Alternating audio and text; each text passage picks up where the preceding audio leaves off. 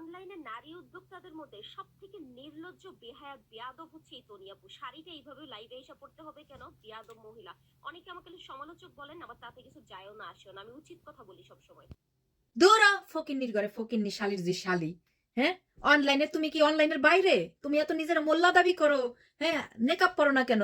মুখোশ পরো না কেন? হ্যাঁ, কেউ একটু ভালো থাকলে, কেউ একটু কারো ফিগার একটু সুন্দর হইলেই, কেউ একটু হ্যান্ডসাম হইলেই তারা নিয়ে একটা গিবাদ গাওয়া শুরু করো। আর তোমাকে সাপোর্ট করবে তারাই যারা তনি এবং আমাদের মতো মানুষকে নিয়ে হিংসা করে, যারা তাদের নিজেদের মতো করে উৎফুল্ল ভাবে চলতে পারে না। ফকিন্নি জানি গুনানকার। তুই যদি তনির জায়গায় যাস, তুই ওইভাবে কাপড় পরস, ড্রেস পরস, তোর তো পুরো ফকিন্নির রং দেখা যাবে। কারণ তোর যে বোটকাটটা প্যাট, আগে ফিগার মেনটেন কর।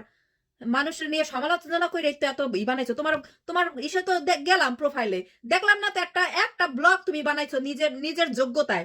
প্রত্যেকটা ভিডিও তুমি হইছো মানুষের নিয়ে সমালোচনা করো খালি। প্রত্যেক কোনো বালের যোগ্যতাও তো নাই তোমার। মানুষের নিয়ে খালি গিবাদ গাও, এইটা করছে কে, ওইটা করছে কে, এ আমনে পড়ছে কে, ওই আমনে পড়ছে কে। তনির বাপায়ের যোগ্যতা আছে তোমার? মাগি চোত মারানি শালির জি শালি।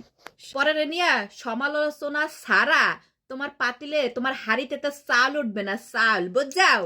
হ্যাঁ, টনি আপু সবচাইতে খারাপ। হ্যাঁ, আমরা সবচাইতে খারাপ।